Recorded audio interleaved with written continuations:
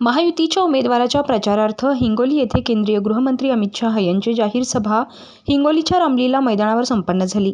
हिंगोली विधानसभा मतदारसंघातील हजारोंच्या संख्येनं जनसमुदाय भाजपा नेते केंद्रीय गृहमंत्री अमित शहा यांचं भाषण ऐकण्यासाठी गर्दी केल्याचं पाहायला मिळालं. यावेळी हजारोंच्या संख्येनं महिलांनी देखील उपस्थिती लावल्याचं पाहायला मिळालं. हिंगोली विधानसभेचे आमदार तानाजीराव मुटकुळे यांनी केलेली विकास कामे याबद्दलचा पाढा देखील केंद्रीय गृहमंत्री अमित शहा यांनी वाचला. भाजप नेते केंद्रीय गृहमंत्री अमित शहा हिंगोलीत काय म्हणाले पाहूयात. मेरे साथ बोलिए, भारत माता की जय जय जय जय जय शिवाजी,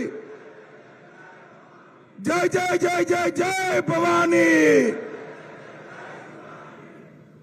आज इस विशाल सभा में मेरे साथ उपस्थित गजानन जी, रामराव बड़कुजे जी, श्री फूलाजी शिंदे जी, बाबाराव बांगर जी, दिवाकर माने जी, उज्ज्वलताई जी, पप्पू चौहान जी, हमारे सभी मंडल अध्यक्ष और जिनको जिताने की अपील करने के लिए मैं आया हूं, हमारे हिंगोली के उम्मीदवार श्रीमान तानाजी मुटकुटे जी। अरे तानाजी आगे आओ, आगे आओ। ये तानाजी मेरा दोस्त है भाई, ध्यान रखना, जरा जमकर वोटिंग करना। और हमारे माननीय संतोष बांगेर जी, संतोष जी आए हैं, आगे आओ, आगे आओ, आ रहे हैं। और आज इस विशाल सभा में उपस्थित प्यारे भाइयों, बहनों, माताओं और मेरे जिगर के टुकड़े जैसे युवा मित्रों, आप सभी को राम राम। सबसे पहले तो मैं हिंगोली की जनता का थोड़ा देरी से आया इसलिए क्षमा प्रार्थी हूं। आप सबको काफी समय से राह देखनी पड़ी है। मैं हिंगोली के देवता विठोबा और पवित्र औंडा नागनाथ ज्योतिर्लिंग को प्रणाम कर कर मेरी बात की शुरुआत करता हूं।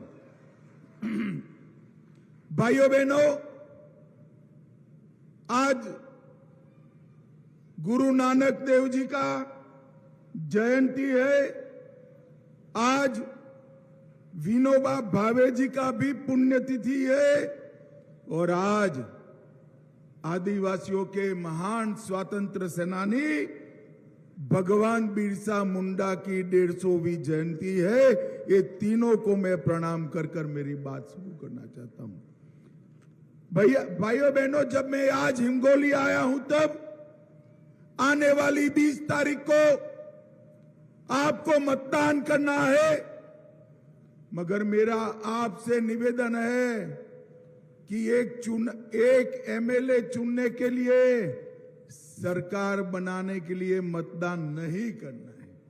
भाइयों बहनों, आगामी चुनाव तय करने वाला है कि महाराष्ट्र छत्रपति शिवाजी महाराज और सावरकर के रास्ते पर चलेगा या औरंगजेब के रास्ते पर चलेगा, ये तय करना। हमारी महायुति ने कोई कंफ्यूजन के बगैर छत्रपति शिवाजी महाराज और वीर सावरकर का रास्ता चुना है।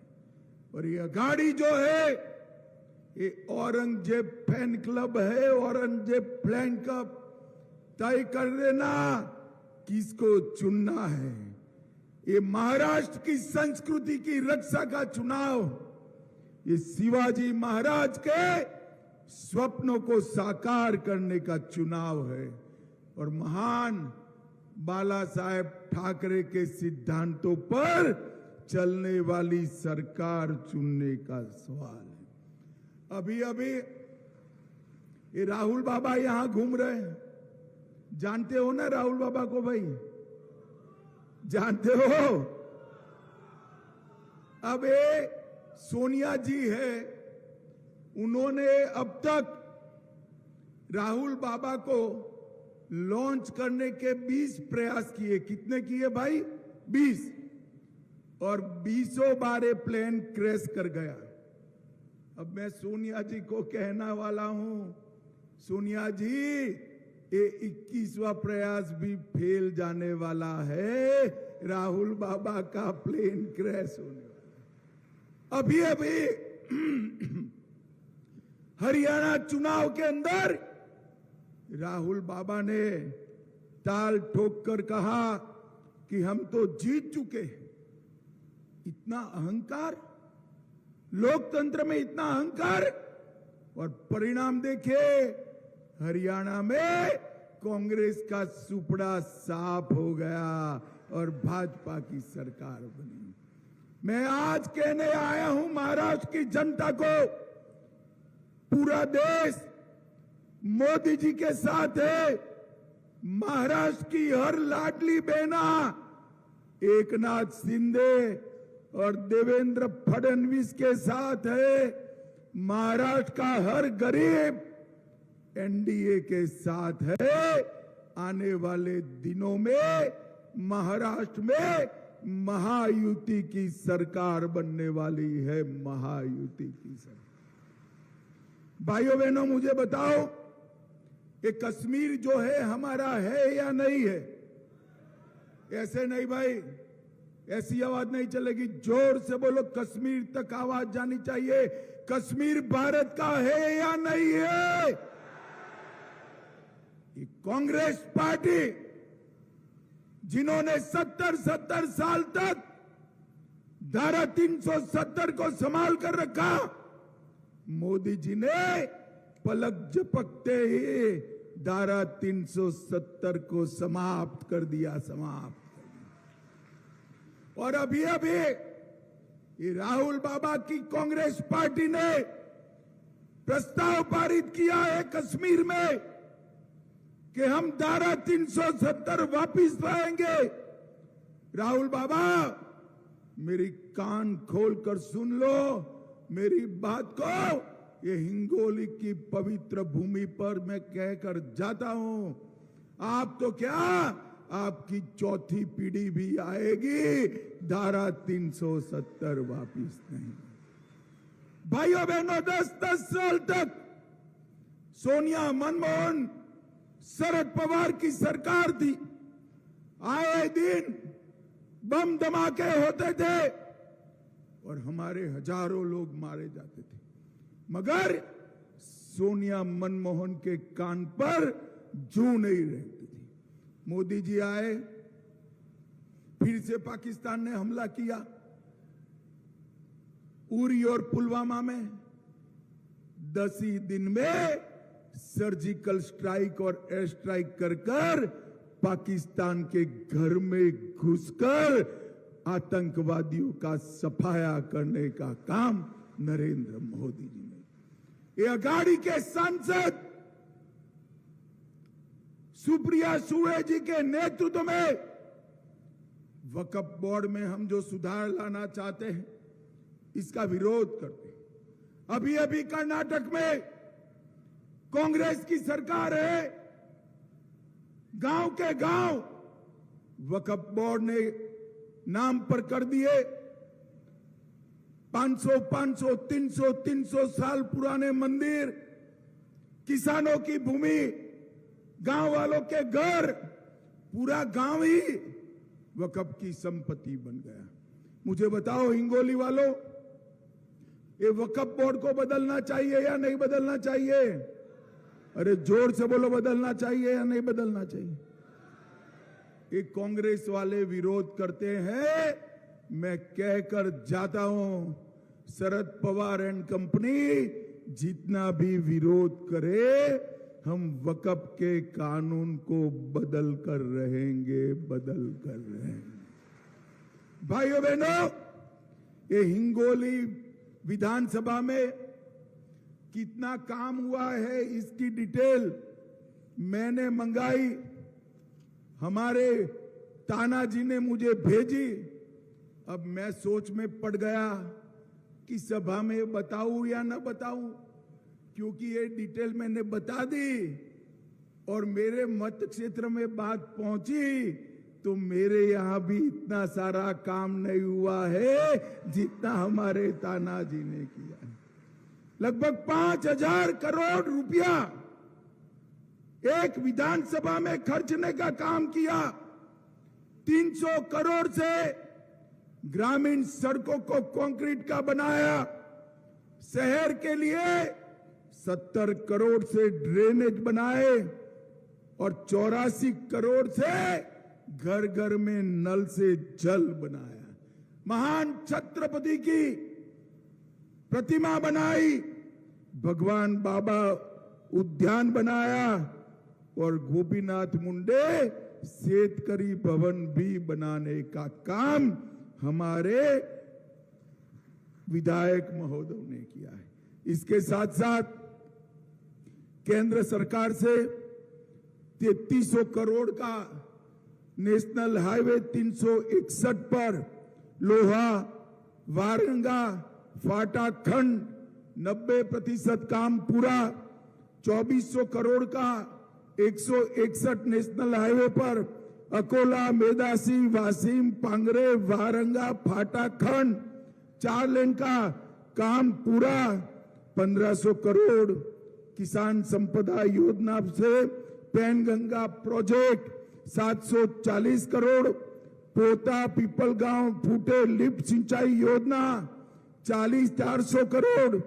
100 विद्यार्थियों की क्षमता वाली मेडिकल कॉलेज हिंगोली में बनाने का काम किया और 215 करोड़ से 8 मिलियन क्यूबिक वाटर स्टोरेज का काम किया। इसके अलावे 2 लाख किसानों को हर साल 12,000 रुपया और अब यूटी की सरकार बना दो, ये 12,000 का हम 15,000 किसानों को भेजेंगे। 1,71,000 घरों में जल जीवन मिशन का पानी पहुंचाया। लखपति दीदी 25,000 बनाए और 3,84,000 आयुष्मान योजना के कार्ड बनाए, जिससे 5 लाख तक का गरीबों का पूरा इलाज मुफ्त हो गया। और अब किसी भी आय ग्रुप के 70 साल से वरिष्ठ व्यक्ति है, वो सभी के लिए और 5 लाख रुपए का इलाज करा दिया जाएगा। मतलब 10 लाख। 19,000 घर बनाए, 1,57,000 शौचालय बनाए और हिंगोली जिले में इसके अलावे लाड़की बहन योजना 220 करोड़ बहनों को चेक भेजने का काम किया। और अब महायुति सरकार बना दो, ये चेक 2100 रुपये का आएगा, 2100 रुपये का आएगा। सोयाबीन और कपास के किसानों को 125 करोड़ रुपया वितरित करने का काम किया। भाइयों बहनों, ये जो कांग्रेस पार्टी है, उसके अध्यक्ष खड़गे जी ने बताया कि भाई वादा करो तो ऐसा करो जो पूरा हो। क्यों ऐसा बताया मालूम है आपको? कर्नाटक में वादे किए, पूरे नहीं हुए। हिमाचल में वादे किए, पूरे नहीं हुए। तेलंगाना में वादा किया, पूरा नहीं हुआ। और मोदी जी का वादा पत्थर पर लकीर होता है, पत्थर पर लकीर होता है। भाइयों बहनों, हमने तय किया है कि दिव्यांग, विधवा और वृद्धावस्था में 1500 रुपया पेंशन कर दिया जाएगा और महाराष्ट्र की इकोनॉमी को $1 ट्रिलियन का करेंगे। और भाइयों बहनों, यहां हल्दी बहुत होती है या नहीं होती है? भाइयों, हल्दी मोदी जी ने हल्दी के एक्सपोर्ट दुनिया भर में जाए, इसके लिए एक बोर्ड बनाया है और महायुति सरकार ने बसमत में 500 करोड़ का बाला साहेब ठाकरे हरिद्रा प्रशिक्षण और संशोधन केंद्र बनाकर हल्दी के औषधीय गुणों पर चर्चा करना तय किया है। भाइयों बहनों, एकनाथ शिंदे और देवेंद्र फडणवीस की ये सरकार गरीबों को समर्पित सरकार है। गरीबों को घर, शौचालय, पीने का पानी, 5 किलो अनाज और इसके साथ साथ गैस का सिलेंडर और अब 5 लाख तक का इलाज भी मुफ्त, इस सारी व्यवस्था करी है। भाइयों बहनों, मैं यहां आया हूं तब आपको पूछना चाहता हूं, राम मंदिर बनना चाहिए था या नहीं बनना चाहिए? ऐसे नहीं, माताएं बहनें भी बोले भाई मंदिर का सवाल है, राम मंदिर बनना चाहिए था या नहीं बनना चाहिए था? 70 साल तक एक कांग्रेस पार्टी राम मंदिर को अटकाती रही, लटकाती रही, भटकाती रही। मोदी जी ने 5 ही साल में केस भी जीता, भूमि पूजन भी किया, निर्माण भी किया और जय श्री राम कर कर इसका प्राण प्रतिष्ठा भी कर। भाइयों बहनों, 550 साल के बाद, बाबर के मंदिर तोड़ने के बाद पहली बार रामलल्ला ने अपनी दीपावली भव्य मंदिर में मनाई है, भव्य मंदिर में मनाई।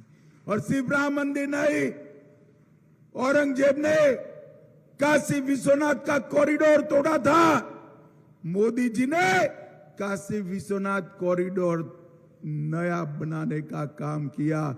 और हिंगोली वालों, गुजरात आना पड़ेगा आपको, क्योंकि हमारा सोमनाथ का मंदिर भी सोने का बनने की शुरुआत हो गई है, सोने का बनने। भाइयों बहनों, मैं आज उद्धव ठाकरे जी को पूछना आया हूं, ये उद्धव सेना के लोग औरंगजेब फैन क्लब की गोदी में बैठे हैं। उद्धव बाबू, आप हिंदुत्व को पाखंड कहने वालों के साथ बैठे हो, अफजल खान और औरंगजेब की कब्रों को सुशोभित करने वालों के साथ बैठे हो, संभाजीनगर नाम का विरोध करने वालों के साथ बैठे हो, कसाब को बिरयानी खिलाने वाले के साथ बैठे हो और राम मंदिर का विरोध करने वालों के साथ बैठे हो। जरा याद करना, आपके पिताजी ने इस महाराष्ट्र को किस रास्ते पर ले गए थे और आप किस रास्ते पर चल रहे हो। और भाइयों बहनों, ये गाड़ी झूठे लोगों की फौज।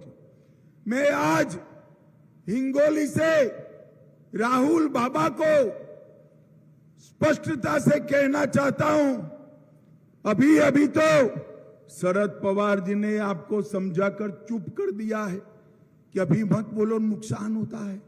मगर राहुल बाबा, अगर आप सच अर्थ में सच बोलते हो तो 2 वाक्य वीर सावरकर के लिए अच्छा बोलकर बताओ। वीर सावरकर के लिए, अरे वीर सावरकर के लिए तो आप नहीं बोलोगे, मुझे मालूम है, मगर आपके साथी है उद्धव ठाकरे, उनके पिताजी महान बाला साहब ठाकरे, जिनका पूरा जीवन हिंदुत्व की सेवा में गया, बाला साहब का भी 2 मिनट वखान कर कर दिखा दो राहुल बाबा, 2 मिनट दिखा दो। उद्धव जी, हिम्मत है तो वीर सावरकर और महान बाला साहब ठाकरे के लिए राहुल बाबा से 2 शब्द बुलवा दो, अच्छे बुलवा दो।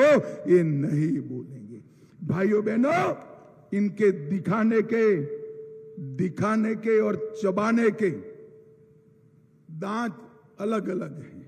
एक तरफ वो अजान लगाने की प्रतियोगिता, स्पर्धा कराते और दूसरी ओर हनुमान चालीसा बोलने वाले को जेल में डालते हैं।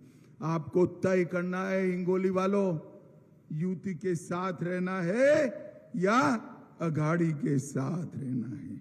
भाइयों बहनों, हमारी महायुति की सरकार ने औरंगाबाद का नाम बदलकर संभाजीनगर किया, उस्मानाबाद का नाम बदलकर धाराशिव किया और अहमदनगर का नाम बदलकर अहिल्यानगर करने का काम सेना भाजपा सरकार ने किया।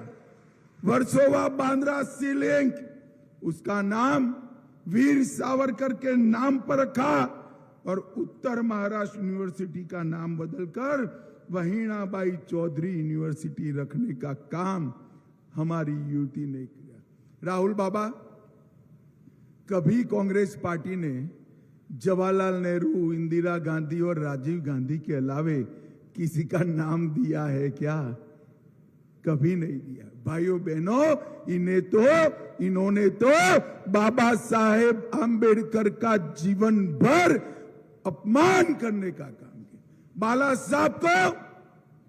साहब को भारत रत्न तभी मिला बाबा साहब आंबेडकर जी को जब कांग्रेस की सरकार चली गई, तब मिला। तब तक बाबा साहेब आंबेडकर को भारत रत्न नहीं मिला। भाइयों बहनों, आज मैं यहां आपको कहने आया हूं कि हमारी हिंगोली विधानसभा के अंदर अमृत भारत रेलवे स्टेशन हिंगोली का करोड़ों रुपए के खर्च से नया बन रहा है। सरकारी मेडिकल कॉलेज की बात मैंने करी थी। 100 करोड़ रुपया हिंगोली शहर की पीने के पानी के लिए लाए हैं। नरसिंह नामदेव मंदिर का सौंदर्यीकरण हो रहा है और जलेश्वर झील को हमेशा के लिए हरा भरा रखने के लिए नाले के साथ जोड़ने का काम भी हम कर रहे हैं। भाइयों बहनों, मोदी जी ने इस देश को सुरक्षित किया। किसी की हिम्मत नहीं है अब आतंकवाद फैलाने की। हमारे महाराष्ट्र को नक्सलवाद से मुक्त करने का काम नरेंद्र मोदी जी ने किया और नरेंद्र मोदी जी ने देश को समृद्ध करने का काम भी किया है। भाइयों बहनों, ये सोनिया मनमोहन की सरकार भारत को 11वें नंबर का अर्थतंत्र छोड़कर गई थी। 11वें नंबर का 5 ही साल में मोदी जी ने इसको 5वें नंबर पर लाने का काम किया। 5वें नंबर पर। और हिंगोली वालों, क्या ताली बजाते हो? 5वें नंबर से संतुष्ट हो? नहीं होना चाहिए। 2027 में हमारा भारत दुनिया का 3रे नंबर का अर्थतंत्र बन जाएगा। 3रे। माताओं, भाइयों बहनों, मैं आज आपको करबद्ध विनंती कर आया हूं। हमारे तानाजी मुटकुटे जी, तानाजी आगे आइए, और हमारे संतोष जी आगे आइए। भाई थोड़ा लेट आए शिवसेना के हमारे प्रत्याशी, जोर से ताली बजाओ उनके लिए। ये दोनों को प्रचंड बहुमत से जिताना है। जिताओगे क्या? अरे जोर से बोलो, माताएं बहनें भी बोले। अरे सॉरी, लाडली बहना भी बोले, जिताओगे क्या? कमल और धनुष बाण पर बटन दबाओगे क्या? मोदी जी के हाथ मजबूत करोगे क्या? हमारी महायुति की सरकार बनाओगे क्या?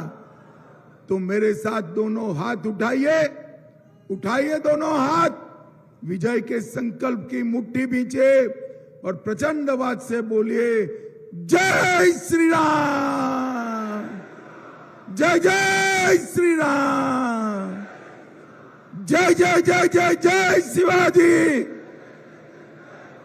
जय जय जय जय जय भवानी। भारत माता की, भारत माता की।